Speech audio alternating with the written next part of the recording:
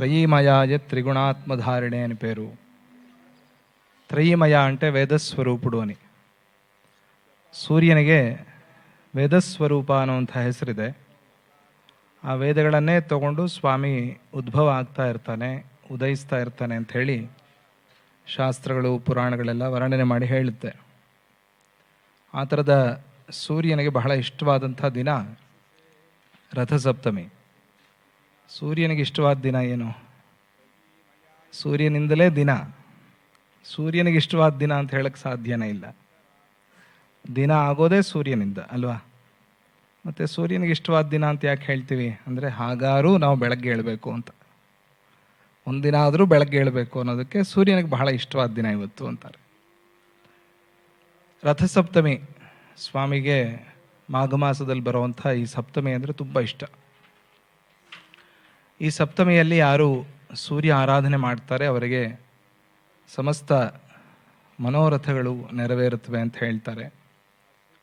ನಮ್ಮ ಮನೋರಥ ಒಂದೇ ಆಗಿತ್ತು, ಸ್ವಾಮೀಜಿಯವರ ಆರೋಗ್ಯ ಚೆನ್ನಾಗಿರಬೇಕು ಅಂತ. ಆ ಮನೋರಥ ನೆರವೇರಿದೆ ಅಂತ ನಾವೆಲ್ಲರೂ ಸಂತೋಷ ಪಡ್ತೇವೆ.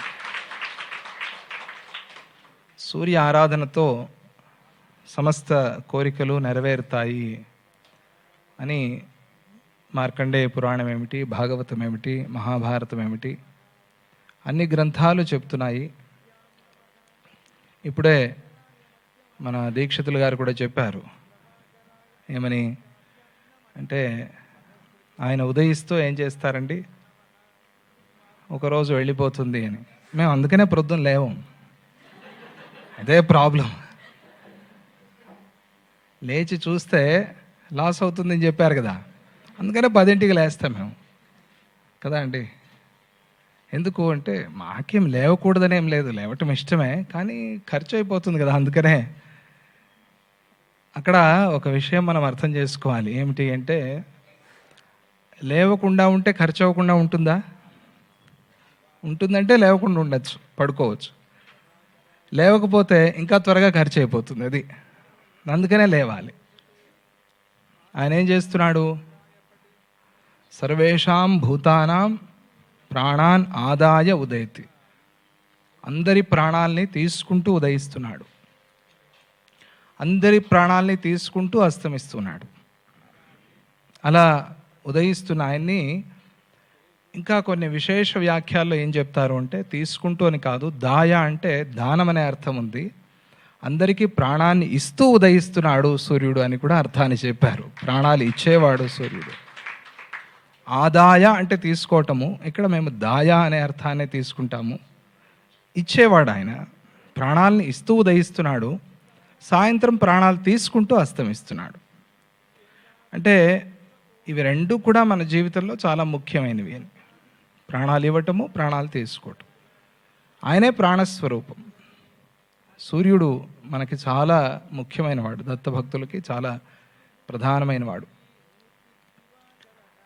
ఆ సూర్య సప్తమి, రథసప్తమి రోజు స్వామిజీ వారు సూర్యార్చన, సూర్యారాధన, పౌండరీక రంగస్థలం అని పేరు పెట్టారు కదా. ఎవరి పేరు మీద పెట్టారు అది? ఎవరది? సూరప్ప పౌండరీక యాజులు గారు. ఆయన పూర్తి పేరు సూరప్ప పౌండరీక యాజి. ఎక్కడ వచ్చింది ఈయన ಚರಿತ್ರ? ಎಲ್ಲಿ ಬಂತು ಇವರ ಚರಿತ್ರೆ? ಸೂರಪ್ಪ ಪೌಂಡರೀಕ ಯಾಜಿಗಳ ಚರಿತ್ರೆ ಎಲ್ಲಿ ಬಂತು ಅಂದರೆ, ಅಮ್ಮನ ಚರಿತ್ರೆಯನ್ನು ಹೇಳುವಾಗ, ಹಾಗೆ ನರಸಿಂಹಶಾಸ್ತ್ರಿಗಳ ಚರಿತ್ರೆಯನ್ನು ಹೇಳುವಾಗ, ಗಂಡ್ಲೂರು ವಂಶವನ್ನು ಹೇಳುವಾಗ, ಹೊಯ್ಸಳರ ವಂಶವನ್ನು ಹೇಳುವಾಗ, ಜೀವಿತ ಚರಿತ್ರೆಯಲ್ಲಿ ಇವರೆಲ್ಲರೂ ಕೂಡ ಸೂರ್ಯ ಆರಾಧನಾ, ಸೂರ್ಯ ಉಪಾಸನ ಮಾಡಿದಂಥ ಮಹಾನುಭಾವರು, ಮಹಾತ್ಮರು ಅಂತ ಹೇಳಿ ಸೂರಪ್ಪ ಪೌಂಡರೀಕ ಯಾಜಿ ಅಂತ ಪೌಂಡರೀಕವನ್ನು ಮಾಡಿದಂಥ ಯಾಜಿಗಳು. ಪೌಂಡರೀಕ ಅಂದರೆ ಸಪ್ತ ಸೋಮ ಸಂಸ್ಥಾ ಅಂತ ಕರೀತಾರೆ. 7 ವಿಧದಾದಂಥ ವಿಶೇಷವಾದ ಯಜ್ಞ, ಆ ಯಜ್ಞಗಳನ್ನು ಮಾಡಿದ್ದವರು. ಅವರಿಗೆ ದೀಕ್ಷಿತ ಅಂತ ಹೆಸರು ಬರುತ್ತೆ, ಅವರಿಗೆ ಯಾಜಿ ಅಂತ ಹೆಸರು ಬರುತ್ತೆ, ಅವರಿಗೆ ಅಧ್ವರಿ ಅಂತ ಹೆಸರು ಬರುತ್ತೆ, ವೆಂಕಟಾಧ್ವರಿ, ವೆಂಕಟಮಖಿ, ಈ ಹೆಸರುಗಳೆಲ್ಲ ಬರುತ್ತೆ. ಯಜ್ಞ ಮಾಡಿದ್ರು ಅಂತ ಗೊತ್ತಾಗಕ್ಕೋಸ್ಕರ ಆ ಹೆಸರಲ್ಲಿ ಅವ್ರನ್ನ ಸದಾ ಕರಿತಾ ಇರ್ತೀವಿ ನಾವು. ಹಾಗೆ ಸೂರಪ್ಪ ಪೌಂಡರೀಕ ಯಾಜಿ ಅವರು ಸೂರ್ಯ ಆರಾಧನೆ ಮಾಡಿದವರು. ಕೆಲವರು ಹೆಸರುಗಳನ್ನು ಇಟ್ಕೊಂಡು ಮರ್ತೇ ಬಿಡ್ತಾರೆ. ಆ ಹೆಸರನ್ನು ಇಟ್ಕೊಂಡು ಆ ಹೆಸರನ್ನು ಸಾರ್ಥಕ ಮಾಡ್ಬೇಕು ನಾವು. ಈಗ ಉದಾಹರಣೆಗೆ ಭಾಗ್ಯಲಕ್ಷ್ಮಿ ಅಂತ ಇಟ್ಕೊಂಡ್ರು ಅಂದ್ಕೊಳ್ಳಿ, ಯಾರು ಇದ್ದಾರಾ ಇಲ್ಲಿ? ಇದ್ರೆ ಬೇಜಾರಾಗಬೇಡಿ. ಅವರು ಬಂದ ಕೂಡಲೇ ಭಾಗ್ಯ ಬಂತು ಅನ್ನೋ ಹಾಗಿರಬೇಕು, ಯಾಕಪ್ಪ ಬಂದರು ಅನಿಸ್ಬಾರ್ದು. ಅದು ನಮ್ಮ ಕೈಲಿ ಏನಿದೆ ರೀ ಅಂತನ್ಬಾರ್ದು. ನಮ್ಮ ಕೈಲಿ ಆದಷ್ಟು ನಾವು ಆ ಹೆಸರನ್ನು ಸಾರ್ಥಕ ಮಾಡ್ಕೊಳ್ಳೋಕೆ ಪ್ರಯತ್ನ ಮಾಡಬೇಕು. ಹಾಗೆ ಸೂರಪ್ಪ ಪೌಂಡರೀಕ ಯಾಜಿಗಳು ಕೂಡ ಹೆಸರು ಸೂರಪ್ಪ ಅಂದರೆ ಸೂರ್ಯ ಅಂತ. ಸೂರ್ಯ ಎರಡು ಹೆಸರುಗಳು ಇದೆ ಸ್ವಾಮಿಗೆ. ಸೂರ್ಯಾರ್ಯ ಮಾದಿತ್ಯ. ಸೂರ ಅಂತಲೂ ಸ್ವಾಮಿಗೆ ಹೆಸರು, ಸೂರಿ ಅಂತಲೂ ಸ್ವಾಮಿಗೆ ಹೆಸರು. ಸೂರಿ ಅಂದರೆ ಪಂಡಿತ ವಿದ್ವಾಂಸ ಅಂತ, ಸೂರ್ಯ ಅಂತಲೇ ಹೆಸರು ಸ್ವಾಮಿ. ಸೂರಪ್ಪ ಅಂದರೆ ಸೂರ್ಯನ ಹೆಸರೇ ಅದು. ಆ ಸೂರಪ್ಪ ಅಂತ ಇಟ್ಕೊಂಡಿದ್ದಕ್ಕೆ ಅವರು ಸೂರ್ಯ ಆರಾಧನೆ ಮಾಡಿದ್ರು ತುಂಬ. ಆ ವಂಶದಲ್ಲಿ ಬಂದಿರೋದ್ರಿಂದ ಸ್ವಾಮೀಜಿಯವರು ಕೂಡ ವಿಶೇಷವಾಗಿ ಸೂರ್ಯ ಆರಾಧನೆ ಮಾಡ್ತಾರೆ. ರಥಸಪ್ತಮಿಯಲ್ಲಿ ವಿಶೇಷವಾಗಿ ಮಾಡ್ತಾರೆ. ಹಿಂದೆ ಎಲ್ಲರೂ ಕೂಡ ಸೂರ್ಯ ನಮಸ್ಕಾರ ಮಾಡಿ ಅಂತ ಸ್ವಾಮೀಜಿನೇ ಮಾಡಿಸೋರು. ಎಷ್ಟೋ ಜನ ಸ್ವಾಮೀಜಿ ಹತ್ರ ಕಲ್ತವ್ರು ಇದ್ದಾರೆ. ಆದರೆ ಈಗ ಕಲಿತು ಮರೆತಾಯಿತು. ನೀವು ಇಚ್ಚಿನ విద్య నీకే, ನೀವು నేర్పిన విద్య నీకే నీరజాక్ష సమర్పణాని, ఆయన ఇచ్చిన విద్య ఆయనకే సమర్పణ చేసిన వాళ్ళు ఉన్నారు. అలా కాకుండా సద్గురువు ఇచ్చిన విద్యని గుర్తుంచుకుని దాన్ని సాధన చేయాలి. నిజమైన శిష్యుడు అటువంటి వాడే నిజమైన శిష్యుడు అవుతాడు. ಹಾಗೆ ಸೂರ್ಯ ನಮಸ್ಕಾರವನ್ನು ಸ್ವಾಮೀಜಿಯವರು ಹೇಳ್ಕೊಡೋರು. ಹಿಂದೆ ಮಾಡ್ತಾರೆ ಅಂತ ಒಂದು ನಂಬಿಕೆ. ದಿನ ಮಾಡಬೇಕು ಸೂರ್ಯ ನಮಸ್ಕಾರ, ದಿನ ಮಾಡಬೇಕು. ಪ್ರತಿಯೊಬ್ಬರು ಮಕ್ಕಳು ಬ್ಯುಸಿ ಅಂತ ಹೇಳಬಾರ್ದು. ನಮ್ಮ ಕರಿಕ್ಯುಲಮ್ ತುಂಬ ದೊಡ್ಡದು, ಬ್ಯಾಗ್ ದೊಡ್ಡದಾಗಿದೆ ಅಷ್ಟೇ ಹೊರತು ಕರಿಕ್ಯುಲಮ್ ಏನು ದೊಡ್ಡದಾಗಲಿಲ್ಲ. ಸಬ್ಜೆಕ್ಟ್ಗಳು ಯಾವುದೋ ಕಂಪ್ಯೂಟರ್ ಅದು ಇದು ಸೇರ್ಕೋತಿರು ಅಷ್ಟೇ. ಹಿಂದೇನೋ ಓದ್ತಿದ್ರು, ಈಗಲೂ ಓದ್ತಾ ಇದ್ದಾರೆ. ಆದರೆ ಈಗ ಸ್ವಲ್ಪ ಟಫ್ ಇದೆ, ಅದು ಸತ್ಯನೇ. ಅವರ ಸ್ಕೂಲ್ನಲ್ಲಿ ಸ್ವಲ್ಪ ಕಾಂಪಿಟೇಷನ್ ಜಾಸ್ತಿ ಆಗಿದೆ. ಹಿಂದೆ ಸ್ಕೂಲಲ್ಲಿ ಒಬ್ಬನೇ ಓದೋನು, 50 ಜನದಲ್ಲಿ ಒಬ್ಬನಿಗೆ ಮಾರ್ಕ್ಸ್ ಎಲ್ಲ ಬರೋದು, ಅವ್ನು ನೋಡ್ಕೊಂಡು ಬಾಕಿಯವರೆಲ್ಲ ಕಾಪಿ ಹೊಡೆದು ಪಾಸ್ ಆಗೋರು. ಈಗ 49 ಜನನೂ ಓದ್ತಾರೆ, ಯಾರೋ ಒಬ್ಬ ಓದದೇ ಇರೋನು ಇರ್ತಾನೆ. ಅದಕ್ಕೆ ಕಾಂಪಿಟೇಷನ್ ಜಾಸ್ತಿ, ಇನ್ನೂ ಹೆಚ್ಚಿಗೆ ಓದಬೇಕು, ಅದರಲ್ಲೇನೂ ಅನುಮಾನ ಇಲ್ಲ.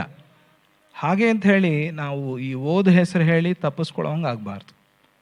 ಮಕ್ಕಳು ಬೆಳಗ್ಗೆನೇ ಹೇಳಬೇಕು, ಚೆನ್ನಾಗಿ ಓದು ಬರಬೇಕು ಅಂತ ಯಾರಿಗಾರು ಮನಸ್ಸಿನಲ್ಲಿದ್ದರೆ, ನಾವೆಲ್ಲರೂ ಹನುಮಂತನ ಭಕ್ತರಲ್ವಾ? హనుమంతుని భక్తుడు తానే, మనం అందరం హనుమంతుడి భక్తులం కదా. హనుమంతుడు ఎవరి శిష్యుడు? సూర్యుడి శిష్యుడు. ఆ సూర్యుడి శిష్యుడు సూర్యుడి దగ్గర ఎలా ఉండాలి? ఆయన వచ్చిన తర్వాత గంట కొడతారు. మామూలుగా గంట కొడితే ఆయన వస్తారు అని అంటారు కదా. ఆయన వస్తే కానీ గంట కొట్టరు. సూర్యుడు విచిత్రం, ఆయన వస్తే కానీ రోజైనట్టు కాదు కదా. అటువంటి టీచర్ దగ్గర శిష్యుడు ఎలా ఉండాలి? ఆయన వస్తేనే క్లాస్, అంతే. ఆయన రాకుండా ఉండడు. అంత పంక్చువల్ ఆయన. సూర్యుడి కన్నా పంక్చువల్ ఎవరైనా ఉన్నారా ప్రపంచంలో? క్రమశిక్షణ అనేది సూర్యుడి నుంచి నేర్చుకోవాలి. మనకు కనిపించకపోవచ్చు, అదేదో మేఘాలు ఉండి, అది మన దౌర్భాగ్యం. దానికి ఆయన ఏం చేస్తాడు? ఏ రోజు సూర్యదర్శనం కాదో ఆ రోజు దుర్దినము అన్నారు. దుర్దినం అంటే చూడండి, అంటే సూర్యుడు ఎంత ప్రధానము చూడండి. సూర్య దర్శనము, సూర్య స్పర్శ మన ఒంటి మీద పడటం అనేది ఎంత ముఖ్యమో చూడండి. మనం ఎందుకంటే దత్త భక్తులము, స్వామీజీ భక్తులం అంటున్నాం కాబట్టి ఇవన్నీ స్ట్రిక్ట్గా ఫాలో చేయాలి. నేను ఆశ్రమంలో ఉంటేనే ప్రొద్దున లేస్తాను, అది కూడా ఏదో కార్యక్రమాలు ఉంటాయి కాబట్టి. ఇంట్లో ఉంటే 10ంటికి, ఏమా నిన్ననే కదా ఆశ్రమం నుంచి వచ్చాను, 3 రోజులు లేచాను కదా అంటే ఏదో ఎగ్జామ్షన్ ఇప్పుడు వీడికి. 3 రోజులు ప్రొద్దున్నే లేచాను కదా, 3 నెలలు ఇంకా 10ంటి వరకు పడుకుంటాను అని కొంతమంది మాట్లాడుతూ ఉంటారు. 3 రోజులు కష్టపడి లేచాను. తెల్లవారుజామున లేవటం అనేది చాలా ముఖ్యం, చాలా అవసరం. బుద్ధి చురుకుగా ఉండాలి అంటే తెల్లవారుజామున లేవాలి. ఏం చేస్తాడు ఆంజనేయ స్వామి? ఏం నేర్పిస్తాడు మనకి అంటే, ಸೂರ್ಯ ಶಿಷ್ಯುಡು కదా ఆయన. ಹನುಮಂತ ಸೂರ್ಯನ ಶಿಷ್ಯ. ಏನು ಕಲಿಸ್ತಾನೆ ನಮಗೆ ಅಂದರೆ, ನಾವೆಲ್ಲರೂ ಹನುಮಂತನ ಹಾಗೆ ಅಂತ ಅಂದ್ಕೊಳ್ಬೇಕು ನಾವು. ಮತ್ತು ಸೂರ್ಯ ಯಾರು? ಸದ್ಗುರುವೇ ಸೂರ್ಯ ನಮಗೆ ಅಂತ ನಾವು ಅಂದ್ಕೊಳ್ಬೇಕು. ಸದ್ಗುರುವೇ ಸೂರ್ಯನಾಗಿ ನಮಗೆ ಜ್ಞಾನೋಪದೇಶವನ್ನು ಮಾಡ್ತಾ ಇದ್ದಾನೆ. మనమందరం హనుమంతులం అయితే మరి సద్గురువు ఎవరు? సూర్యుడెవరు? సద్గురువే సూర్యుడు, సూర్యుడే సద్గురు. అందుకే నిన్న మనం యోగ వాసిష్టంలో చెప్పుకున్నాం, సూర్యుడు, సద్గురువు, సరస్వతి, సుబ్రహ్మణ్య స్వామి, వీళ్ళందరూ సా గురుమండలం. సకారంతోనే ప్రారంభమవుతుంది. సకారాత్మకము అంటారు కన్నడలో. నకారాత్మకంగా ఉండద్దు అంటే నెగిటివ్ థాట్స్ రానివద్దు, పాజిటివ్గా ఉండు. పాజిటివ్గా ఉంటే గెలుస్తాను, నెగిటివ్గా ఉంటే ఓడిపోతావు అంతే. వీళ్ళందరికీ సా అని పేరు ప్రారంభమవుతుంది. అందరి బీజాక్షరాల్లో కూడా సకారం ఉంది. సమ్మనో, సామనో, సుమ్మనో ఏదో ఒకటి. సద్గురువు. వీళ్ళందరూ గురు మండలం. ఒక మండలం అంటే వీళ్ళ చుట్టూ మనం తిరుగుతూ ఉంటే మనకి జ్ఞానము, ఆరోగ్యము, ఐశ్వర్యము వస్తుంది. గురు మండలం రౌండ్గా ఉన్నారు వీళ్ళందరూ. ఎవరెవరు? సరస్వతి, సుబ్రహ్మణ్య స్వామి, సద్గురువు, సూర్యుడు. సూర్యమండలం అంటారు కదా, అలాగే ఇది గురుమండలం. ఈ గురుమండలము ఏం చేస్తుంది? ఏం చేస్తాడు సూర్యుడు? ఏం చేస్తాడు సూర్యుడు చెప్పండి? మేము ఎప్పుడూ చూడలేదండి. అడిగాం, మన చెప్పలేదు ఆయన అంటారా? ఏం చేస్తాడు సూర్యుడు? టకటకటక ఏదో చెప్పేసేయాలి. వెలుతురిస్తాడు, ఇంకా ఆరోగ్యం ఇస్తాడు, ఏదో చెప్పేసేయండి అంతే. వెంటనే తప్పో ఒప్పో చెప్పేయడమే అంతే. అబద్ధం వా సుబద్ధం వా కుంతీపుత్రో వినాయక చెప్పేసేయడమే అంతే. తర్వాత సరిగా ఉందో లేదో తర్వాత చూసుకుందాము. ఆలోచన చేయకూడదు. ఎందుకంటే సూర్యుడు మనవాడు. మనం ప్రతిరోజు మిత్ర అని చెప్పారు కదా ఇప్పుడే. వెలుగిస్తాడు, వర్షం ఇస్తాడు, ప్రాణం ఇస్తాడు, అన్నీ ఇస్తాడు ఆయన. డి విటమిన్ ఇస్తాడు, ఏ విటమిన్ ఇస్తాడు, బి విటమిన్ ఇస్తాడు, కే విటమిన్ ఇస్తాడు, కారము అన్నీ ఇస్తాడు. ఏమి ఇవ్వడు ఆయన? అన్నీ ఇచ్చేవాడే సద్గురువు, అన్నీ ఇచ్చేవాడే సూర్యుడు. అందుకనే సూర్యుడే సద్ಗುರುವು, ಸದ್ಗುರುವೇ ಸೂರ್ಯುಡು. ಎಲ್ಲವನ್ನು ಕೊಡ್ತಾನೆ. ಸೂರ್ಯ ಏನು ಕೊಡೋದಿಲ್ಲ ಹೇಳಿ? ಎಲ್ಲವನ್ನು ಕೊಡ್ತಾನೆ. ಅದಕ್ಕೆ ಸೂರ್ಯ ಏನು ಕೊಡ್ತಾನೆ ಅಂತ ನಮಗೇನು ಕೊಟ್ಟೇ ಇಲ್ಲ ಇವತ್ತುವರೆಗೂ. ನಾವೇನು ಹೇಳೋದು? ಎಲ್ಲ ಕೊಟ್ಟಿರೋದು ಅವನೇ. ಏನು ಮನೆಗೆ ಬಂದು ಕೊಡಬೇಕಾ? ನಮಗೆ ಚೆಕ್ ಬರ್ಕೊಡ್ಬೇಕೇನು? ಕೊಟ್ಟರೆ ಅವನು ಕೊಟ್ಟಾಗ ಆಗಲ್ಲ. ಎಲ್ಲವನ್ನು ಕೊಡೋದು ಅವನೇ. ನಮಗೆಲ್ಲ ಸಿಕ್ಕಿರೋದು ಸೂರ್ಯನಿಂದಲೇ, ಎಲ್ಲ ಸಿಕ್ಕಿರೋದು ನಮಗೆ ಸದ್ಗುರುವಿಂದಲೇ. ಅದನ್ನು ಮರಿಬಾರ್ದು ಯಾವತ್ತಿಗೂ ನಾವು. ಅದು ಪ್ರಧಾನ. ಆದರೆ ಸೂರ್ಯ ಅಂದ್ಕೂಡಲೇ ಮುಖ್ಯವಾಗಿ ಮಾತಾಡೋದು ಏನು ಅಂದರೆ, ಸೂರ್ಯನ ಬಗ್ಗೆ ನಾವು ಹೇಳ್ಕೊಂಡಾಗ ಬೆಳಕನ್ನು ಕೊಟ್ಟು ಕತ್ತಲೆಯನ್ನು ಹೋಗಿಸ್ತಾನೆ ಅಂತ ಹೇಳ್ತಾರೆ. ಇದು ಪ್ರಧಾನ ಒಂದು ಗುಣ, ಒಂದು ಪ್ರಧಾನವಾದ ಲಕ್ಷಣ, ಬೆಳಕನ್ನು ಕೊಡೋದು. ಆ ಬೆಳಕಿನಿಂದ ನಾವೆಲ್ಲ ಬದುಕಿದ್ದೀವಿ. ಆ ಬೆಳಕು ಅಂದರೆ ಏನು ಅಂದರೆ ಜ್ಞಾನ. ಜ್ಯೋತಿಷ ಬಾಧತೆ ತಮಃ. ತಮಃ ಈ ಕಗ್ಗತ್ತಲು ಹೋಗಬೇಕಾದ್ರೆ ಜ್ಯೋತಿಷ್ ಒಂದೇ, ಬೆಳಕೊಂದೇ, ಇನ್ನು ಬೇರೆ ಯಾವುದರಿಂದಲೂ ಹೋಗ್ಸಕ್ಕೆ ಸಾಧ್ಯ ಇಲ್ಲ. ನನ್ನ ಹತ್ರ ದುಡ್ಡಿದೆ ರೀ, ಸ್ವಲ್ಪ ಈ ಕತ್ಲೇನು ಓಡಿಸ್ಬಿಡಿ ಅಂತಂದರೆ, ದುಡ್ಡಿದ್ರೆ ದುಡ್ಡಲ್ಲಿ ಲೈಟ್ ಕೊಣಕ್ಕೋ, ಕರೆಂಟ್ ಬಿಲ್ ಕಟ್ಟು, ಆಮೇಲೆ ಬಲ್ಬ್ ಹಾಕೋ, ಸ್ವಿಚ್ ಆನ್ ಮಾಡು, ಬೆಳಕು ಬರುತ್ತೆ. ಆ ಬೆಳಕಿಂದಲೇ ಕತ್ತಲು ಹೋಗುತ್ತೆ ಹೊರತು ಅಂದರೆ ಡೈರೆಕ್ಟಾಗಿ ಇಂಡೈರೆಕ್ಟಾಗಿ ಅಂತ ನಾವು ಮಾತಾಡಿದಾಗ ಇಂಡೈರೆಕ್ಟಾಗಿ ದುಡ್ಡು ಈ ರೀತಿಯಲ್ಲಿ ಸಹಾಯ ಆಯ್ತಲ್ಲ ಅಂತ ಅನ್ಬಹುದು. ಆದರೆ ಆ ದುಡ್ಡಿಂದ ಬರುವಂಥ ಕರೆಂಟನ್ನು ಕೊಟ್ಟಿದ್ದು ಯಾರು? ಅದನ್ನು ಕೊಟ್ಟಿದ್ದು ಅವನೇ. ಇಲ್ಲ ಇದು ನೀರಿಂದ ಬಂತು ಅಂತ, ನೀರನ್ನು ಕೊಟ್ಟವನು ಯಾರು? ಜಲವಿದ್ಯುತ್ ಅಂತ. ನೀರನ್ನು ಕೊಟ್ಟವನು ಯಾರು? ನೀರು ಕೊಟ್ಟವನು ಅವನೇ. ನೀರು ಹ್ಯಾಕೆ ಕೊಟ್ಟ ಅವನು? ಹ್ಯಾಕೆ ಕೊಟ್ಟ ಗೊತ್ತಾ ನೀರು? ಸೂರ್ಯನಲ್ಲಿ ಬಹಳ ಒಂದು ವಿಶೇಷವಾದ ಲಕ್ಷಣ ಇದೆ. సద్గురువుಗೆ సూర్యునిಗೆ ನಾವು ಹೋಲಿಸಿ ನೋಡ್ತಾ ఇద్దాం. సద్గురువుని సూర్యుడిని పోల్చి చూస్తున్నాం మనం. సూర్యుడిలో ఒక చాలా పెద్ద గొప్ప గుణం ఉంది. ఏమిటి తెలుసా? వేసవి కాలంలో మొత్తం అంతా ఎండిపోయినప్పుడు నదులు అన్నీ ఎండిపోయి ఉంటాయి. మురికి గుంటలు ఉంటాయి. మురికి గుంటలు తెలుసు కదా? ఆ మురికి గుంటల మీద ఆయన ఎక్కువగా సూర్యరశ్మి ప్రసరింపజేస్తాడు, వేడిగా. ఆ ప్రసరింపచేసి ఏం చేస్తాడు అంటే ఫిల్టర్ చేస్తాడు. దేన్ని మనం చూడటానికి కూడా అసహించుకుంటాము. ఆ మురికి గుంటను చూస్తామా అండి? దాని మీద ఆయన రశ్మి, ఆయన కిరణాలు ప్రసరింపచేసి అక్కడి నుంచి నీళ్లు లాక్కుంటాడు. లాక్కుని ఏం చేస్తాడు? ఆయన తీసుకుని తిన్నే నీళ్ళు. ఆ మురిగుంట్లో ఎన్ని నీళ్ళు ఉంటాయి? మహా అయితే ఎంత ఉంటాయండి? 100 లీటర్లు ఉండొచ్చా? కానీ ఆయన వర్షం కురిపిస్తే ఎన్ని లీటర్లు కురుస్తుంది? ఎన్ని లీటర్లు కురుస్తుందండి? చెన్నై అంతా నిండిపోయేంత వర్షం కురిపించాడు ఆయన. అట్లా ఎప్పుడు వద్దు, అటువంటి వర్షాలు కాదు మనకు కావాల్సింది. కానీ ఆయన తలుచుకుంటే మొత్తం సముద్రాన్ని నింపేస్తాడు, నదుల్నే నింపేస్తాడు. అందుకనే సహస్రగుణం ఉత్సృష్టం ఆదత్తేహి రసం రవి. ఆయన రవి అని పేరు అని చెప్పారు కదా. రవి ఏం చేస్తాడు? ఇదంతా సూర్యతత్వం. ఇది ఈరోజు రథసప్తమి, వచ్చే రథసప్తమి వరకు మనం తెల్లవారుజామున లేదా కనీసం 7 లోపల లేవాలి అంటే ఇవన్నీ తెలుసుకోవాలి. ಕನೀಸಂ 7 లోపల. ನಾವು ಬರೋ ವರ್ಷ ರಥಸಪ್ತಮಿ ಮಾಡ್ಕೊಳ್ತೀವಲ್ಲ, ಅಲ್ಲಿವರೆಗೂ ಬೆಳಗ್ಗೆ 7 ಗಂಟೆವರೆಗೂ ಯಾರೋ ಹೇಳಬೇಕು. 7 ಗಂಟೆ ಮೇಲೆ ಬೇಡ, 7 ಗಂಟೆ ಒಳಗೆ ಹೇಳಬೇಕು ಅಂತಂದರೆ ಸ್ವಲ್ಪ ಈ ಸೂರ್ಯತತ್ವ ಗೊತ್ತಿರಬೇಕು ನಮಗೆ. ಆಗ ಅವನ ಮೇಲೆ ಒಂದು ಕೃತಜ್ಞತಾ ಭಾವನೆ ಬರುತ್ತೆ ನಮಗೆ. ಅದರಿಂದ ನಾವು ಬೇಗ ಹೇಳ್ತೀವಿ. ಆದತ್ತೇಹಿ ರಸಂ ರವಿಹಿ, ನಮಗೆ ಸಹಸ್ರ ಗುಣ ಕೊಡೋದಕ್ಕೆ. 1 ಲೀಟ್ರ್ ತೊಗೊಂಡ್ರೆ 1000 ಲೀಟ್ರ್ ಮಳೆ ಸುರಿಸ್ತಾನೆ. ಹಾಗೆ ಸದ್ಗುರು ನಿನ್ನ ಹತ್ರ 1 ರೂಪಾಯಿ ತೊಗೊಂಡ್ರೆ ನಿನಗೆ 1000 ರೂಪಾಯಿ ಕೊಡ್ತಾನೆ. ಅದರಲ್ಲಿ ಯಾವುದೋ ಅನುಮಾನವೇ ಇಲ್ಲ. ಅದನ್ನು ಜ್ಞಾಪಕ ಇಟ್ಟು. ದುಡ್ಡು ಮಾತ್ರ ಅಂತಲ್ಲ, ಬರೀ ದುಡ್ಡಿನ ವಿಷಯ ಮಾತ್ರ ಅಲ್ಲ, ಏನೇ ತೊಗೊಂಡ್ರು ಕೂಡ ನಿನ್ನಿಂದ ನಿನಗೆ ಅದನ್ನು ದ್ವಿಗುಣೀಕೃತ ಅಂತ ಸಾಧಾರಣ ಹೇಳ್ತಾರೆ. ದ್ವಿಗುಣೀಕೃತ ಮಾಡಿ ಅಂದರೆ ಇಂಟ್ರೆಸ್ಟ್ ಸಮೇತ ಕೊಡೋದು. ಅದು ದ್ವಿಗುಣೀಕೃತ ಮಾತ್ರ ಅಲ್ಲ, ಸಹಸ್ರ ಗುಣ ಮುತ್ಸೃಷ್ಟುಂ. ಸಹಸ್ರ ಗುಣ, ಸಹಸ್ರಕ್ಕೆ ಅನಂತ ಅರ್ಥ. ಸಹಸ್ರ ಅಂದರೆ ಎಷ್ಟು ಹೇಳೋಕ್ಕೆ ಸಾಧ್ಯ ಇಲ್ಲ. ಅನಂತ ಗುಣ ಮುತ್ಸೃಷ್ಟುಂ ಅಂತ ಹೇಳ್ಬೋದು. ಅನಂತ ಗುಣ ಹೇಳೋಕ್ಕೆ ಸಾಧ್ಯ ಇಲ್ಲ. 1 ಲೀಟ್ರ್ ತೊಗೊಂಡ್ರೆ ಅವನೇನಾದ್ರು ನೀರು, ಅಪ್ಪ ನಾನು ಇವ್ರ ಹತ್ರ 1 ಲೀಟ್ರ್ ತೊಗೊಂಡಿದ್ದೀನಿ, ಈ ವರ್ಷ ಇವ್ರಿಗೆ 1,00,000 ಲೀಟ್ರ್ ಕೊಟ್ಬಿಡ್ಬೇಕು ಅಂತ ಮನಸ್ಸಿನಲ್ಲಿ ಅಂದ್ಕೊಳ್ತಾನೆ. ಅಂದ್ಕೊಂಡು ಎಲ್ಲಿ ಈ ಊರಲ್ಲಿ ತೊಗೊಂಡು ಈ ಊರಲ್ಲೇ 1,00,000 ಲೀಟ್ರ್ ಸುರಿಸ್ಬಿಟ್ರೆ ಮತ್ತೆ ಚೆನ್ನೈ ಆಗಿಬಿಡುತ್ತೆ ನಮ್ಮ ಕತೆ. ಚೆನ್ನಾಗಿರಬೇಕಾಗಿರೋದು ಚೆನ್ನೈ ಆಗಿಬಿಟ್ರೆ ಕಷ್ಟ. ಚೆನ್ನೈ ಬೇಡ ನಮಗೆ. ಚೆನ್ನೈಯಲ್ಲಿ ಭಯಂಕರ ಮಳೆ ಬಂತಲ್ಲ. ಏನು ಮಾಡ್ತಾನೆ, ಇಲ್ಲೇ ತೊಗೊಂಡ್ರು ಕೂಡ ಈ ಊರು ಭೂಮಿಯಲ್ಲೇ ತಾನೇ ಇದೆ. ಭೂಮಿ ಅವ್ರಿಗೆಲ್ಲರಿಗೂ ಒಳ್ಳೇದು ಮಾಡಬೇಕು ಅಂತ ಎಲ್ಲರಿಗೂ ಸುರಿಸ್ತಾನೆ. ಹಾಗೆ ನೀನೊಬ್ಬ ಸದ್ಗುರುವಿಗೆ ಸೇವೆ ಮಾಡಿದ್ರು ಕೂಡ ನಿನ್ನ ಮನೆಯನ್ನೆಲ್ಲ ಕಾಯ್ತಾನೆ ಸದ್ಗುರು. ಅದು ಆ ಸದ್ಗುರುವಿನ ಲಕ್ಷಣ. ಅದಕ್ಕೆ ಅವ್ರು ಬರ್ತಿಲ್ಲ ಇವ್ರು ಬರ್ತಿಲ್ಲ ಅಂತ ಅನ್ಕೋಬೇಡ. ನೀ ಬಂದಿಯಲ್ಲ, ನೀ ಚೆನ್ನಾಗಿರು, ನೀ ಸಾಧನೆ ಮಾಡು. ನೀ ಮಾಡಿದ್ರೆ ನೀನು ಯಾರಿಗೋಸ್ಕರ ಬೇಡ್ತಾ ಇದೆಯೋ ಅವ್ರಿಗೆ ಒಳ್ಳೇದಾಗತ್ತೆ, ಅವ್ರಿಗೂ ಫಲ ಬರುತ್ತೆ. ಅದಕ್ಕೆ ಬರದೇ ಇರೋರ ಬಗ್ಗೆ ಚಿಂತೆ ಬೇಡ, ಬಂದಿರೋ ನಾವು ಚೆನ್ನಾಗಿರೋಣ. ఆయన తీసుకున్నాడు కదా, తీసుకున్నది మనకి రెట్టింపు. రెట్టింపు అంటే ఎంత? చెప్పలేనంత. రెట్టింపు అంటే ఏదో ఇంట్రెస్ట్ ఎంత ఇస్తారండి, 9%, 8%, 10%, 11 కన్నా ఎక్కువ ఇవ్వలేమండి అంటారు బ్యాంక్ వాళ్ళు కదా. అదే రూల్ ఇది, 11 కన్నా ఎక్కువ ఇవ్వలేమండి, మీరు ఎన్నైనా కోట్లు పెట్టండి, 11 కన్నా ఎక్కువ ఇంట్రెస్ట్ మేము ఇవ్వలేము అంటారు.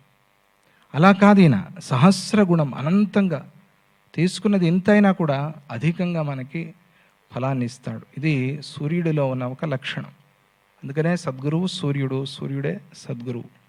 ఆ వెలుతురు ఇచ్చి చీకటిని పోగొడుతున్నాడు, ನಮಗೆ ಬೆಳಕನ್ನು ಕೊಟ್ಟು ಆ ಕತ್ತಲೆಯನ್ನು ತೆಗೆದು ಹಾಕ್ತಾ ಇದ್ದಾನೆ ಅಂತಂದರೆ ಅರ್ಥ ಏನು? ಕತ್ತಲೆ ಅಂದರೆ ಏನು ಗೊತ್ತಾ? ಏನು ಕತ್ತಲೆ ನಮ್ಮ ಜೀವನದಲ್ಲಿ ಹೇಳಿ? చీకటి అంటే ఏమిటి మన జీవితంలో? ಹೇಳ್ಬಿಡ್ಬೇಕು, ತಕ್ಷಣ ಬಂದ್ಬಿಡ್ತಲ್ಲ ಎಲ್ರಿಗೂ. చీకటి అంటే ఏంటండి? సోమరితనము. చీకటి అంటే అజ్ఞానం కాదు, సోమరితనం. చీకటి అంటే ఏమిటి? సోంబేరితనము. మన భాషలో చెప్పు, సోంబేరితనము. ಕತ್ತಲೆ ಅಂದರೆ ಏನು? ಸೋಂಬೇರಿತನ, ಸೋಮಾರಿತನ. ಕತ್ತಲೆ ಅಂದರೆ ಅಜ್ಞಾನ ಅಲ್ಲ. ಅಜ್ಞಾನ ಯಾವುದರಿಂದ ಹೋಗುತ್ತೆ? ಶ್ರದ್ಧೆಯಿಂದ ಹೋಗುತ್ತೆ. ಅಜ್ಞಾನ ಯಾವುದರಿಂದ ಹೋಗುತ್ತೆ? ವಿಶ್ವಾಸದಿಂದ ಹೋಗುತ್ತೆ. ಅಜ್ಞಾನ ಯಾವುದರಿಂದ ಹೋಗುತ್ತೆ? ಭಕ್ತಿಯಿಂದ ಹೋಗುತ್ತೆ. ಆದರೆ ಈ ಸೋಮಾರಿತನ ಇದೆಯಲ್ಲ, ಏನು ಮಾಡಿದ್ರೂ ಹೋಗಲ್ಲ. ಇದು ತುಂಬ ಕಷ್ಟ ಆಯಿತು. ಈ ಪೇಂಟ್ ಹಾಕ್ಬಿಟ್ಟು 10 ವರ್ಷದವರೆಗೂ ಚಿಂತೆ ಇಲ್ಲ ಅಂತಾರಲ್ಲ, ಹಾಗೆ ಸೋಂಬೇರಿತನ ಬಂದರೆ ಇನ್ನೊಂದು 100 ವರ್ಷದವರೆಗೂ ಚಿಂತೆ ಇಲ್ಲ. ಹುಟ್ತಾ ಇರೋದು ಸಾಯ್ತಾ ಇರೋದು, ಹುಟ್ತಾ ಇರೋದು ಸಾಯ್ತಾ ಇರೋದು. ಸೋಂಬೇರಿತನ ಬಂದವರಿಗೆ ಇದೆ. ಅದಕ್ಕೆ ಡಾರ್ಕ್ನೆಸ್ ಅಂದರೆ is nothing but laziness. Darkness is nothing but laziness. ಅದು ಜ್ಞಾಪಕ ಇಟ್ಕೊಡ್ಬೇಕು. ಡಾರ್ಕ್ನೆಸ್ ಅಂದರೆ ಅಜ್ಞಾನ ಅಲ್ಲ, ಲೇಸಿನೆಸ್. ಲೇಸಿನೆಸ್ ಹೋಗ್ಬೇಕು ನಮ್ಮಲ್ಲಿ. ಲೇಸಿನೆಸ್ ಇದ್ದವನಿಗೆ ಶಕ್ತಿ ಇದ್ದರೂ ಕೂಡ ಪ್ರಯೋಜನ ಇಲ್ಲ. ಚೆನ್ನಾಗಿ ತಿಂದು ಮಲ್ಕೊಳ್ತಾನೆ. ಯಾಕೆ? ಲೇಸಿನೆಸ್. ಏನು ತಿನ್ನಕ್ಕಾಗಲ್ವ ಅವನಿಗೆ? ತಿನ್ನಕ್ಕಾಗತ್ತೆ, ಚೆನ್ನಾಗಿ ತಿಂತಾನೆ, ಎಲ್ರಿಗಿಂತ ಜಾಸ್ತಿನೇ ತಿಂತಾನೆ, ಇನ್ನೊಂದು 2 ಒಬ್ಬಟ್ಟು ಜಾಸ್ತಿ ಹಾಕಿ ಅಂತಾನೆ, ಮಲ್ಕೋತಾನೆ. ಯಾಕೆ? ಲೇಸಿನೆಸ್. ಈ ಲೇಸಿನೆಸ್ ಏನು ಮಾಡಿದ್ರೂ ಹೋಗಲ್ಲ. ಸುಸ್ತಾಗಿದೆ ಮಲ್ಕೊಳ್ಳೋದು ಬೇರೆ, ತುಂಬ ಕೆಲಸ ಮಾಡಿಬಿಟ್ಟಿದ್ದೀನಿ ಸುಸ್ತಾಗಿದೆ ಅದು ಬೇರೆ. ಅದೆಲ್ಲ ಇದು ಲೇಸಿನೆಸ್. ಇದು ಯಾವುದರಿಂದ ಹೋಗುತ್ತೆ? ಜ್ಯೋತಿಷ ಬಾಧತೆ ತಮಃ. ಜ್ಯೋತಿಷಿಂದಲೇ ಹೋಗುತ್ತೆ, ಬೆಳಕಿನಿಂದಲೇ ಹೋಗುತ್ತೆ. ಆ ಬೆಳಕು ಎಲ್ಲಿಂದ ಬರಬೇಕು? ಸೂರ್ಯನಿಂದಲೇ ಬರಬೇಕು. ನೀನು ಎಷ್ಟೇ ಲೈಟ್ಗಳು ಹಾಕಿ ಮಧ್ಯ ಕೂತರೂ ಕೂಡ ನಿನಗೆ ಆರೋಗ್ಯ ಬರೋಲ್ಲ. ಅದೇ ಸೂರ್ಯನ ಕಿರಣದಲ್ಲಿ 10 ನಿಮಿಷ ನಿಂತ್ಕೋ, ಒಳ್ಳೆ ಆರೋಗ್ಯ ಬರುತ್ತೆ. ಅದೇ ಲೈಟಲ್ಲಿ ಜಾಸ್ತಿ ಹೊತ್ತಿದ್ರೂ ಶರೀರ ಕೆಡುತ್ತೆ, ಚರ್ಮ ಕೆಡುತ್ತೆ. ಅದೇ ಸೂರ್ಯರಶ್ಮಿಯಲ್ಲಿ 10 ನಿಮಿಷ ನಿಂತರೆ ಶರೀರಕ್ಕೆ ಒಳ್ಳೆಯದು. ಡಿ ವಿಟಮಿನ್ ಬರುತ್ತೆ ಅಂತ ಹೇಳಿದ್ರಲ್ಲ ಕ್ರಿಯಾಯೋಗದವರು. ಡಿ ವಿಟಮಿನ್ ಬರುತ್ತೆ, ಕೆ ವಿಟಮಿನ್ ಬರುತ್ತೆ, ಎ ವಿಟಮಿನ್ ಬರುತ್ತೆ, ಎಮ್ ವಿಟಮಿನ್ನು ಬರುತ್ತೆ. ಸೂರ್ಯನಿಂದ ಎಲ್ಲ ವಿಟಮಿನ್ ಬರುತ್ತೆ. ಅದು ಬೇಕಲ್ಲ, ಎಲ್ಲ ವಿಟಮಿನ್ನು ಕೊಡ್ತಾನೆ ಸೂರ್ಯ. ಯಾವ ವಿಟಮಿನ್ ಕೊಡಲ್ಲ ಅವನು ಹೇಳಿ? ಎಲ್ಲವನ್ನು ಕೊಡ್ತಾನೆ. ಅದಕ್ಕೆ ಶ್ರೀರಾಮನಿಗೆ ಪರಮ ಜಯವನ್ನು ಕೊಟ್ಟವನು. ఆదిత్య హృదయాన్ని పారాయణ చేస్తాం కదా మనం. ఎందుకు ఆదిత్య హృదయం పారాయణ చేస్తాం? శ్రీరాముడంతటి వాడికే ఎలారా వీడిని సంహారం చేయటం? రాముడి దగ్గర అన్ని అస్త్రాలు ఉన్నాయి, రాముడికి చేత కానిదా? సాక్షాత్ శ్రీమన్నారాయణుడు మహావిష్ణువు, ఆయన రావణ సంహారం కోసమే అవతరించాడు, జరిగి తీరుతుంది. ఆ రోజు గనక సద్గురువు రాకపోయి ఉంటే, ఒక కవి చెప్తారు, ఆ రోజు రాముడు ఓడిపోయే సందర్భం వచ్చింది కదా. ఓడిపోవటం అంటే అలసిపోయాడు ఆయన, ఆయనకి విసుగు అనిపించింది. ఎన్నిసార్లు ఈ బాణాలు ప్రయోగించాలి? బాణాలు ప్రయోగించడం, వాడికి గుచ్చుకోవటం, వాడు ఏదో పుష్పమాల వేసుకున్నట్టుగా ఆనందిస్తున్నాడు. వాడు రావణాసురుడు తగలటమే లేదు వాడికి. వాడి చేతులు నరికితే మళ్ళీ మొలుస్తాయి, కంఠాలు నరికితే మళ్ళీ మొలుస్తాయి. వాడు అటువంటి రాక్షసుడు. వాడు కొట్టి కొట్టి కొట్టి కొట్టి కొట్టి చాలైపోయింది ఆయనకి. పోతే పోతాడులే, వదిలేస్తామా అని అనుకున్నాడు ఆయన. శ్రీరాముడు ఒకానొక సందర్భంలో అప్పుడు ఏం చేశారు? తతో యుద్ధ పరిశ్రాంతం సమరే చింతయా స్థితం. శ్రీరాముడు పరిశ్రాంతం, అలిసిపోయాడు. సమరే చింతయా స్థితం, చింత పట్టుకుంది ఆయనకి, వీడిని ఎలారా చంపేది అని. తతో యుద్ధ పరిశ్రాంతం సమరే చింతయా స్థితం రావణం చాగ్రతో దృష్ట్వా. స్పష్టంగా చెప్పారు. ఎందుకు చింత అంటే, అయ్యో పాపం సీతామాత అశోకవనంలో ఉందే, ఎలా? ఆ చింత కాదు, వీడిని ముందు కొట్టాలి కదా ఎదురుగా ఉన్నవాడు. వీడిని కొడితే కదా తర్వాత అశోకవనం. ఎదురుగా ఉన్నాడు వాడు. రావణం చాగ్రతో దృష్ట్వా యుద్ధాయ సముపస్థితం, వాడేమో సిద్ధంగా ఉన్నాడు. వాడు చూడండి, అది రాక్షస ప్రవృత్తి కదా, వాడికేం అలుపు సలుపు లేదు. ఇంకా ఇంకా ఇంకా ఇంకా యుద్ధం చేద్దాం. ఇది అసలు రాముడికి ఇటువంటి యుద్ధం తెలియదు. ఏదైనా ఒక బాణం వేయటం, గడ్డం కింద ఆ ధనస్సు పెట్టుకుని హాయిగా రెస్ట్ తీసుకోవటం, ఆ బాణమే అందరినీ కొడుతూ ఉంటుంది. ఇది ఈయన యుద్ధం. ఇటువంటి రాముడికి ఎన్ని బాణాలు ప్రయోగించాల్సి వచ్చింది. ప్రయోగించి మండలాకారంలో ధనస్సుని తిప్పుతాట ఆయన. ఒకసారి ఇలా తిప్పుతాట.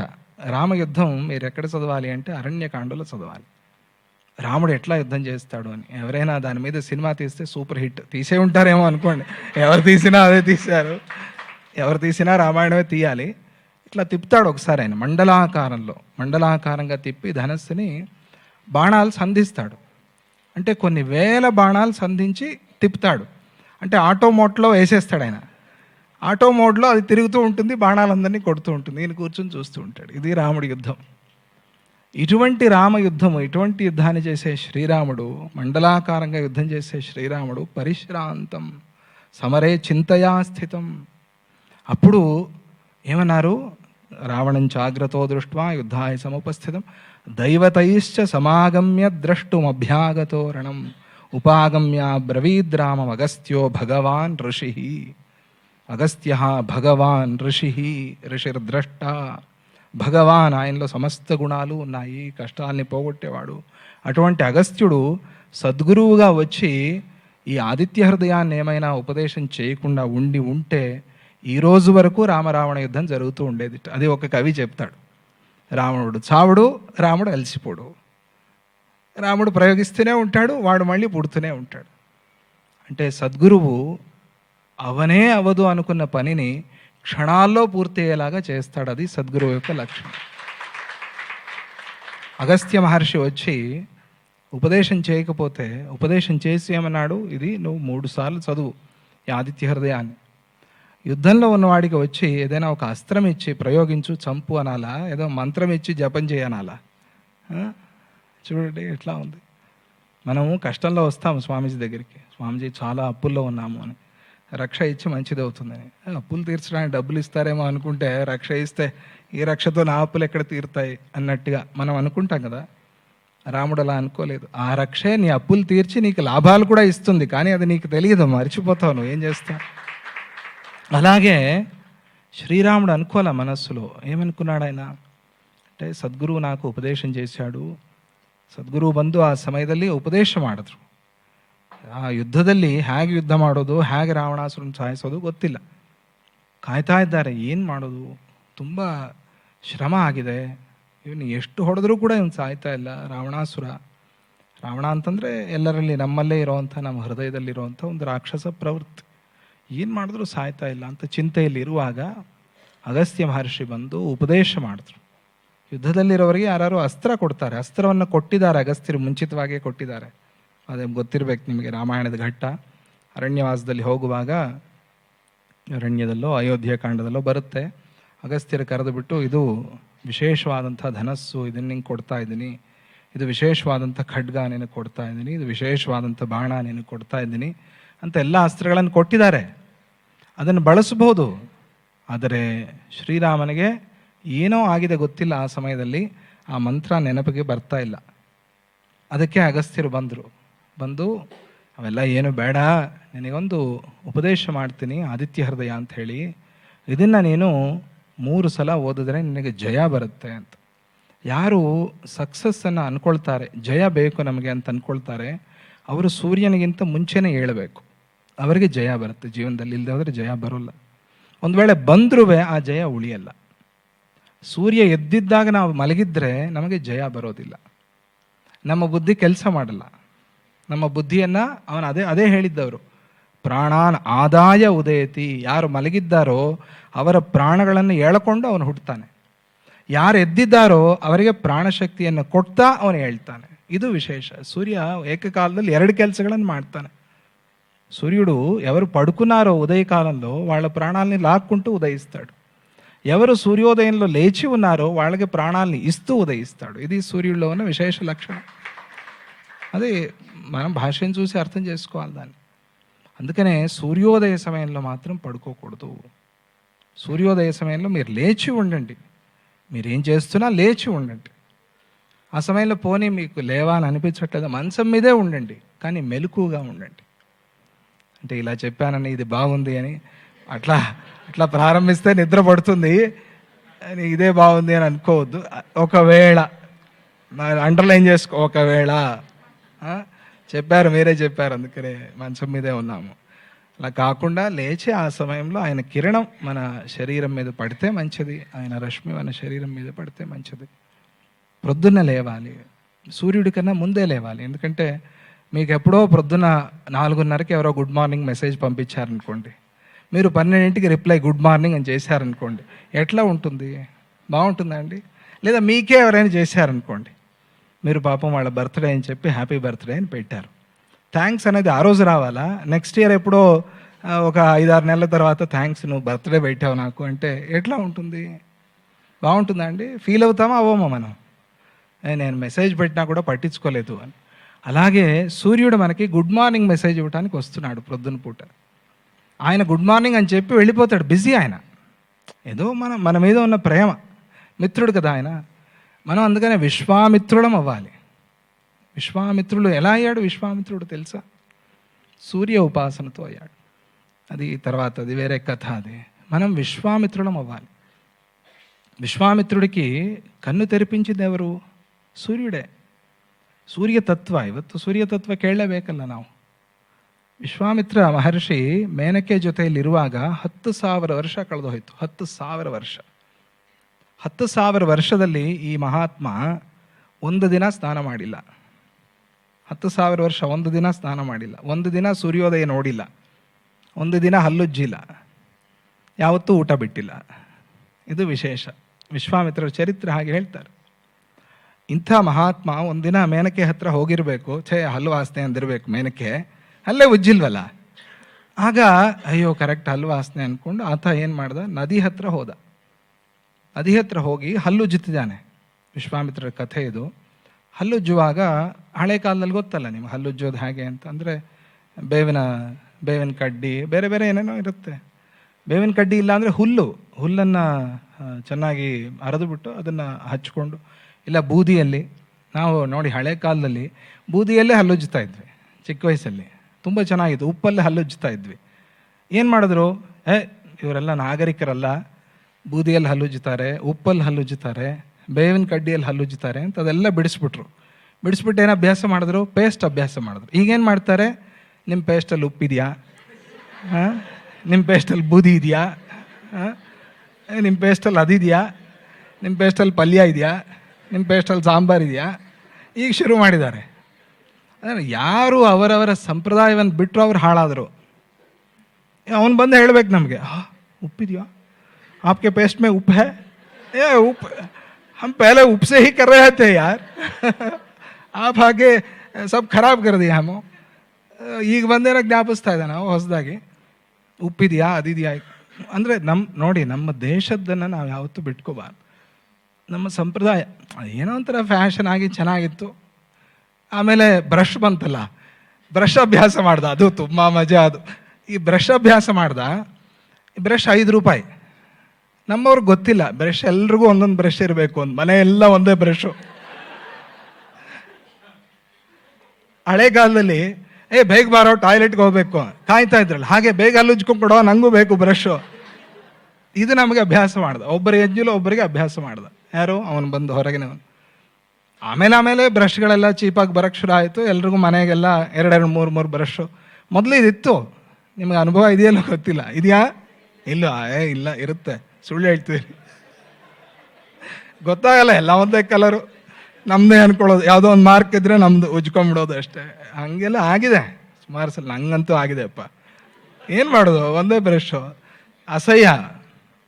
ಇದೆಲ್ಲ ಅಭ್ಯಾಸ ಆಯ್ತು ನಮಗೆ. ಯಾರಿಂದ ಅಭ್ಯಾಸ ಆಯಿತು? ನಮ್ಮ ಅಭ್ಯಾಸಗಳನ್ನು ಬಿಟ್ಕೊಳ್ಳೋದ್ರಿಂದ ಅಭ್ಯಾಸ ಆಯಿತು. ಅದಕ್ಕೆ ಅಲ್ಲಿ ಅವರು హల్లుజ్జకు ಹೋಗ್ತಾರೆ. విశ్వామిత్ర మహర్షి 10,000 సంవత్సరాల తర్వాత పళ్ళు తోముకోవడానికి వెళ్ళారు. ఎక్కడికి? నదీ తీరంలో. 10,000 సంవత్సరాలు. దీనికి అర్థం ఏమిటి అది వేరే విషయం. 10,000 సంవత్సరాలు పళ్ళు తోమకపోతే ఏమైపోతాయి? పళ్ళే కాదు, శరీరమే ఏమైపోతుంది. ఒకరోజు పళ్ళు తోమకపోతే ఉండలేం మనం. అటువంటిది 10,000 సంవత్సరాలు అయింది పళ్ళు తోమి ఆయన. వెళ్ళారు ఆ మహానుభావుడు. ఎందుకో మేనకి చెప్పిందేమో, ఏమండి చాలా రోజులు అయింది మీరు పళ్ళు తోముకుని, ఒక్కరోజైనా వెళ్ళి పళ్ళు తోముకురండి, మీ దగ్గర ఉండలేకపోతున్నాను నేను. అప్పుడు ఆయనకు గుర్తొచ్చి వెళ్ళాడు. ఇదే జరిగింది నిజంగా, ఏదో హాస్యంగా చెప్తున్నాను అంతేగాని. వెళ్ళాడు ఆయన పళ్ళు తోముకోవటానికి.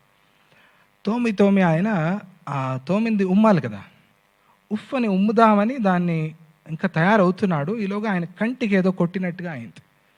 ఏదో వెలుతురు ఆయన కంటికి కొట్టినట్టుగా అయింది. ఏమిటిది ఆయన అంటే ఆ వెలుతురు చూసే స్థితి కూడా లేదు. అంటే ఆ చీకట్లో అట్లా ఉండిపోయాడు. రూమ్ నుంచి కూడా బయటికి రాలేదు.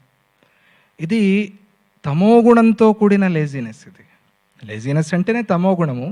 తమోగుణంతో కూడిన లేజినెస్ అంటే అదెంత భయంకరంగా ఉంటుంది చూడండి. అటువంటి లేజినెస్ ఇది. అంటే అస్సలు ధర్మశ్రద్ధ అనేది లేకుండా పోవటం. ఏమిటిది, ఎవరు లైట్ వేస్తున్నారు అని చూస్తే సూర్యోదయం అవుతుంది. ఉదయమే కాదు, ఆ ఉదయాద్రిని దాటి దాదాపు ఆయన 7:30 8 పైకి వచ్చేసాడు. చురుచురా అంటోంది.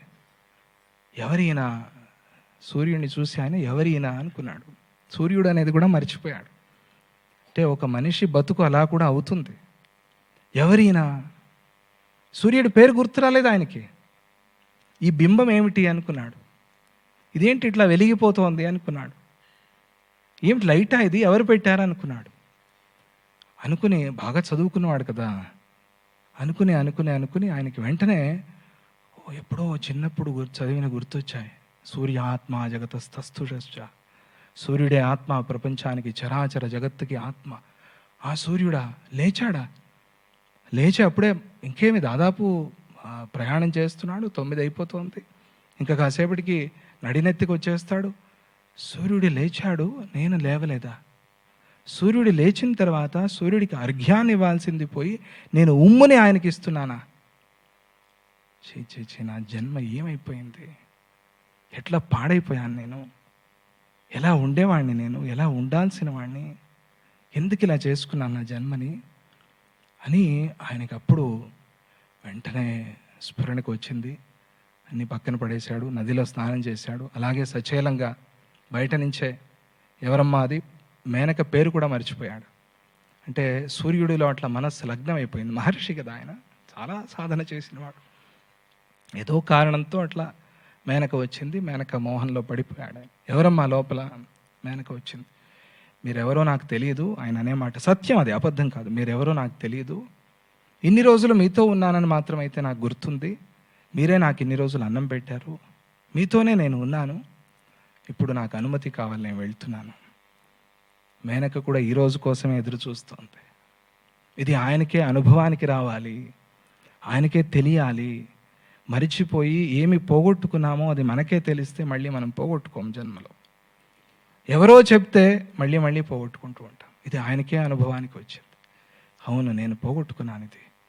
ఇది ఈయనకి తెలిసింది. ఇప్పుడు మేనక అనుకుంది, వెళ్ళిరండి మహాత్మా, జయోస్తు దిగ్విజయోస్తు. ఆయన అలాగే నమస్కారం చేసి మేనకకి బయలుదేరాడు హిమాలయానికి. తర్వాత ఏమైంది చరిత్ర మీకు అందరికీ తెలుసు. తర్వాత విశ్వామిత్ర మహర్షి. గాధిరాజు విశ్వామిత్ర మహర్షి ఎవరి వల్ల అయ్యాడు? ఆ మిత్రుడి వల్ల అయ్యాడు. ఆ మిత్రుడు ఎవడు? సద్గురువు.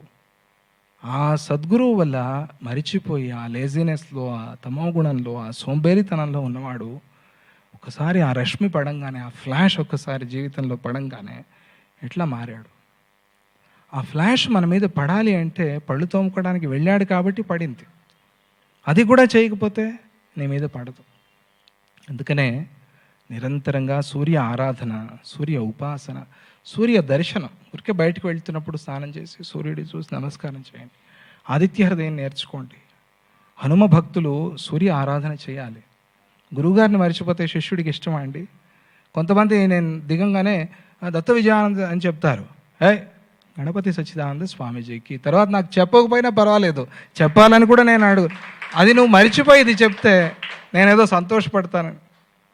మనమే ఇలా ఉంటే ఆంజనేయ స్వామి సద్గురువుని మర్చిపోతే సంతోషిస్తాడండి?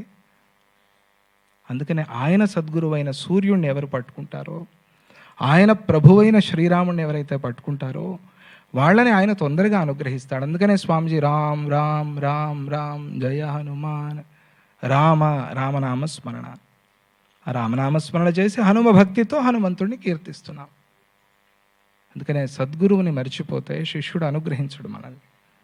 10ంటికి లేచి హనుమాన్ చాలీసా పారాయణ చేస్తే హనుమంతుడి అనుగ్రహం కలగదు, మనకి కలగాల్సినంతగా కలగదు. అదే ప్రొద్దునే లేచి చేస్తే ఏవో కొన్ని కారణాలతో రాత్రి 12ంటికి పడుకున్నారు, ఉద్యోగంలో టీవీ చూస్తూ. అది కారణం కాదు, దాన్ని నేను ఒప్పుకోను. టీవీ చూస్తూ 12ంటికి పడుకుని రాత్రి సినిమా చూశానండి, నేను చూడకపోతే పాపం వాళ్ళకి ఎవరు చూస్తారు? ఆ ఛానల్ మూతపడిపోదా? వాళ్ళకి ఎంత లాస్ అవుతుంది? ఇవన్నీ నీ జీవితం పాడైపోతుంది. దాని గురించి ಪಟ್ಟಿಸ್ಕೋకుండా ನಾನು ನೋಡದೆ ಹೋದರೆ ಟಿ ವಿ ಚಾನಲ್ ಏನಾಗುತ್ತೆ ಪಾಪ, ಲಾಸ್ ಬರಲ್ಲ ಅವ್ರಿಗೆ ಅಂತ ಹೇಳಿ ಟಿ ವಿ ನೋಡಿ ರಾತ್ರಿ 1 ಗಂಟೆ 2 ಗಂಟೆವರೆಗೂ. ಬೆಳಗ್ಗೆ ಎಳದೆ ಹೋದರೆ ತಪ್ಪಾಗುತ್ತೆ. ಅದೇ ರಾತ್ರಿ ಕೆಲಸಕ್ಕೇನೋ ನೈಟ್ ಶಿಫ್ಟ್. ಈಗಿನ ಕಾಲದಲ್ಲಿ ಪಾಪ ಹೆಣ್ಮಕ್ಳು ಕೂಡ ರಾತ್ರಿ 3 ಗಂಟೆವರೆಗೂ ಕೆಲಸ ಮಾಡ್ತಾರೆ. ಆ ಥರದ್ದವರು ಬಂದು ಮಲ್ಕೋತಾರೆ, ಎಚ್ಚರ ಆಗಬೇಕಂದ್ರೂ ಆಗೋದಿಲ್ಲ. ಅಂಥವ್ರಿಗೆ ಏನು ಮಾಡೋದು? ಅಂಥವ್ರಿಗೆ ಎಕ್ಸಂಪ್ಷನ್ ಅಂದರೆ ಲೌಕಿಕವಾಗಿ ಎಕ್ಸಂಪ್ಷನ್, ಆಧ್ಯಾತ್ಮಿಕವಾಗಿ ಇಲ್ಲ, ಲೌಕಿಕವಾಗಿ ಅದೇ ಎಕ್ಸಂಪ್ಷನ್. ತಪ್ಪಿದ್ದಲ್ಲ, ಏನು ಮಾಡೋದು ಪಾಪ, ಅವರು ಹೊಟ್ಟೆಪಾಡು, ಉದರ ನಿಮಿತ್ತಂ ಬಹುಕೃತ ವೇಷಂ, ಏನೋ ಮಾಡಬೇಕಲ್ಲ, ಅದಕ್ಕೋಸ್ಕರ ಮಾಡ್ತಿದ್ದಾರೆ, ಏನೋ ಕಾರಣ ಇಲ್ಲದೆ. ಹಾಗೆ ನಮಗೆ ರಾತ್ರಿ 1 ಗಂಟೆ 2 ಗಂಟೆವರೆಗೂ ಓದಿದೆ ಅಂತ ಹೇಳೋದು. 2 ಗಂಟೆವರೆಗೂ ಓದಬೇಡಿ ಮಕ್ಕಳು, ದಯವಿಟ್ಟು ಪ್ಲೀಸ್, ಐ ರಿಕ್ವೆಸ್ಟ್ ಯು. 2 ಗಂಟೆವರೆಗೂ ಓದಬೇಡಿ, ಏನೂ ಹತ್ತೋದಿಲ್ಲ ಬುದ್ಧಿಗೆ. ಓದಿದ್ರೆ ಒಂದು ವೇಳೆ ಅಲ್ಲೇ ತಕ್ಷಣದಲ್ಲೇ ಮರ್ತೋಗ್ಬಿಡ್ತೀರ ನೀವು. ಮರೀದೆ ಹೋದರೂ ಕೂಡ ನೀವು ಎಕ್ಸಾಮ್ಸ್ ಚೆನ್ನಾಗಿ ಬರೆದ್ರೂ ಕೂಡ ಆಮೇಲೆ ಜೀವನದಲ್ಲಿ ನಿಮಗೆ ಅದಕ್ಕೆ ಕೆಲಸಕ್ಕೆ ಬರೋಲ್ಲ. ಯಾಕೆಂದರೆ ಅದು ರಾಕ್ಷಸ ವಿದ್ಯೆ ಆಗುತ್ತೆ, ಆಧ್ಯಾತ್ಮಿಕವಾಗಿ ಯೋಚನೆ ಮಾಡಿದ್ರೆ. ರಾಕ್ಷಸ ವಿದ್ಯೆ ಯಾಕೆ ಅಂದರೆ, ನಮಗೆ ಆ ಸಮಯದಲ್ಲಿ ನಮ್ಮ ಸಿಸ್ಟಮ್ ಹೇಗೆ ಭಗವಂತ ಅಭ್ಯಾಸ ಮಾಡಿದ್ದಾನೆ ಅಂತಂದರೆ, ಕತ್ತಲಾದ ಕೂಡಲೇ ನಿದ್ರೆ ಬರುತ್ತೆ, ಆ ಸಮಯ ಆದ ಕೂಡಲೇ ಹಸುವಾಗುತ್ತೆ ನಮಗೆ. ಇದನ್ನೇ ಜೆಟ್ ಲ್ಯಾಗ್ ಅಂತ ಕರೀತಾರೆ. ಆ ಸಮಯದಲ್ಲಿ ಅಷ್ಟೇ. ಹಾಗೆ ನಮ್ಮ ಶರೀರ ಅದಕ್ಕೆ ಟ್ಯೂನ್ ಆಗಿರುತ್ತೆ. ಅದಕ್ಕಾಗಿ అర్ధరాత్రి ಹೊತ್ತು ఓదబారదు. అర్ధరాత్రి వేళ చదవద్దు, మంచిది కాదు. చదివితే తెల్లవారుజామున చదవండి, 5:30కి చదవండి, మంచిది. లేదు 4ంటికే లేవండి, తొందరగా పడుకుని 4ంటికి లేవండి. అది మంచి నిద్ర టైము అని అనుకోవద్దు, తప్పు అది. మంచి నిద్ర టైం మనం చేసుకున్నాం, మంచి నిద్ర టైం కాదు అది. మంచి నిద్ర టైం 10 to 4 మంచి నిద్ర టైం అది, లేదా 10 to 5 అది మంచి నిద్రా సమయం. అందులో కూడా నీకు నిద్ర పట్టేది 11:30, 2 ఆ ప్రాంతంలోనే. తర్వాత మళ్ళీ గాఢ నిద్ర పట్టదు, తర్వాత కళలు వస్తాయి, అప్పుడు కళలు తీరుతాయి. ఆ కళలన్నీ మనలోనే కలిసిపోయి బాగా నిద్ర వస్తుంది. అందుకే ఆ సమయంలో చదవండి. ఇది సూర్య ఉపాసన, ఇది సూర్య ఆరాధన.